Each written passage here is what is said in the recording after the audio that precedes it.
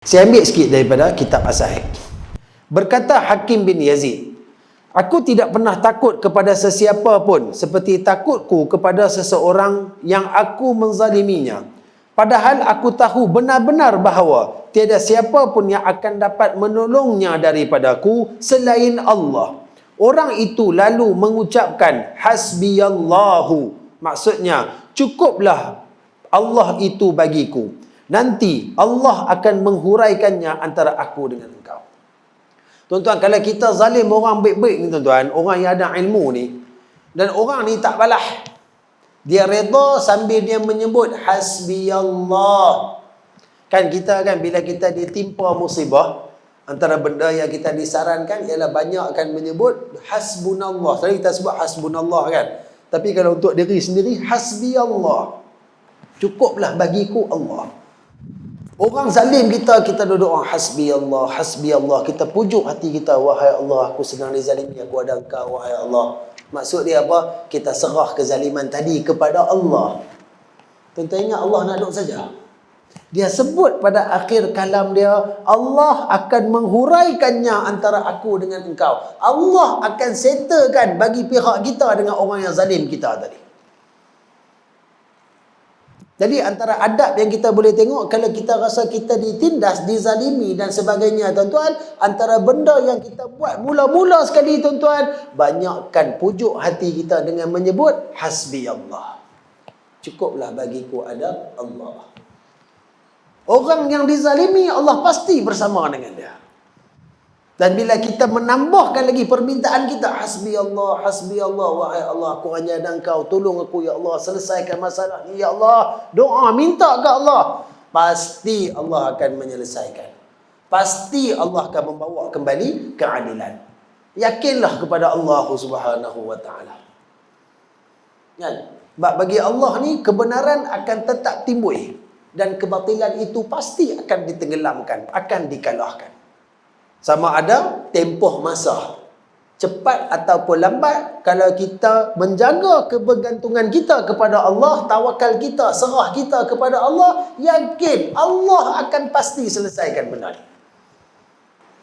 Dan kalau kita buat zalim ke orang-orang yang faham benda ni tuan-tuan, pasang kita, masak kita tuan-tuan. Takut Allah Ta'ala akan selesaikan dengan kita apa Allah Ta'ala nak bagi kat kita tuan-tuan. Allah Ta'ala bagi kat kita kesusahan, kesakitan, kemiskinan, kepayahan. Macam mana kita nak tempuh benda ni tuan-tuan? Jadi sebelum kita nak zalim ke orang, cuba fikir balik. Kalau sekali aku buat kat dia ni, Allah akan balas kat aku. Cuba kita tanam satu perasaan macam tu. Aku ambil hak dia, nanti Allah akan ambil hak aku. Kita ambil hak orang, Allah boleh ganti tuan-tuan. Kalau Allah ambil hak kita, siapa nak bagi balik? Allah tarik rezeki kita, Allah cabut kenikmatan kita, Allah angkat kesihatan kita. Siapa nak bagi balik kat kita benda ni? Tak ada siapa melainkan Allah Subhanahu wa ta'ala. Jadi tolong jaga-jaga dalam bab kezaliman ni. Baik. Tengok pada kitab kita. Sayyidina Abu Umamah radhiyallahu anhu berkata, pada hari kiamat nanti, orang yang zalim akan bertemu dengan orang yang dizalimi di atas titian yang dijadikan di atas neraka Jahannam. Titian apa tuan-tuan yang di atas neraka ni? As-sirat. Antara checkpoint terakhir di akhirat sebelum seseorang tu akan ditentukan syurga dan nerakanya. Sirat ni kira hisab dah lepas, timbangan amal dah lepas, telaga Kausar baginda Nabi SAW, haudun Nabi pun dah lepas habis semua dah. Last punya checkpoint. Kita naik as-sirat, berjaya pergi sampai hujung, alhamdulillah, syukur kepada Allah, kita akan jadi ahli syurga. Tak sampai jatuh ke tengah-tengah dia, maka kita terpaksa berada dalam neraka Allah Subhanahu wa ta'ala. Dan disebut di sini, orang yang zalim, dia akan bertemu dengan orang yang dizaliminya di atas titian neraka tadi. Ia akan memberitahukan kepada orang yang zalim itu kezaliman yang telah dilakukan. Contoh saya buat zalim kat tuan-tuan, kita akan berjumpa di sana, tuan-tuan akan cakap balik, ingat tak dulu? Dulu kat dunia, hang buat kat aku sekian-sekian benda. Macam ni hang buat, macam ni hang tipu, macam ni hang tindas. Hang buat macam ni kat aku. Orang yang dizalimi itu akan habaq balik ke orang yang menzalimi dia. Orang yang dizalimi itu tidak akan meninggalkan si zalim sehingga ia mengambil semua kebaikan si zalim. Setelah kebaikannya habis, maka dibebankan kepada si zalim itu kejahatan orang yang dizalimi sehingga akhirnya ia akan dimasukkan ke dalam neraka yang paling bawah oleh Allah Subhanahu wa taala. Bulan lepas kita sebutkan tentang bagaimana satu peristiwa Nabi duduk dengan para sahabat dengar satu bunyi macam berdentum. Dan Nabi tanya para sahabat, hangpa tahu tak bunyi apa tu? Dan sahabat kata, wallahu alam, Allah wa rasuluhu a'lam. Allah dan Rasul mengetahui. Nabi kata, hatulah bunyi sebiji batu dah sampai ke dasar neraka. Dan Nabi tanya lagi, tahu tak berapa lama waktu yang diambil oleh batu tu untuk sampai ke dasar neraka? Pun sahabat jawab yang sama, wallahu wa rasuluhu a'lam. Baginda Nabi SAW bagi tahu 70 tahun. Cerita di neraka ni tuan-tuan, akhirat. Akhirat punya tahun tak sama dengan dunia punya tahun. Kalau lah kita kata 70 tahun dunia pun tuan-tuan, tuan-tuan boleh bayang ha? Tuan-tuan, saya tak boleh bayang, saya tak sampai lagi 70. Duk ada setengah lagi terang nak sampai 70, setengah lagi. Tu pun dah rasa macam lama dah. Daripada hari pertama balik lepas 70 tahun dunia kita kata kena sampai pun tuan-tuan. Dalam mana neraka ni? Dalam tuan-tuan.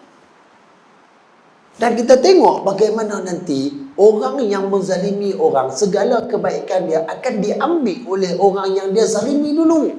Orang yang dia tindak dulu akan ambil habis semua. Kalau ramai orang yang kita zalim, semua tu akan mai jumpa kita sampai habis kita punya amal ibadat. Pahala ni tak ada apa dah. Dua ada lagi orang. Depa nak ambil apa? Kita dah kering dah habis dah, kosong. Ambil pula dosa depa pundak atas kita. Tak cukup dengan hak kita, pergi ambil pula hak orang. Yang kita punya baik, orang dah sapu licin. Sampai akhirnya disebut dalam ni tuan-tuan, akan dimasukkan ke dalam neraka yang paling bawah. Sebelum ni saya pernah jumpa antara tempat orang yang duduk di dalam neraka, dasar neraka ni, kalau dalam Quran Allah Ta'ala sebut orang munafik. Innal munafiqina fid darkil asfali minan nar. Walan tajida lahum nasira.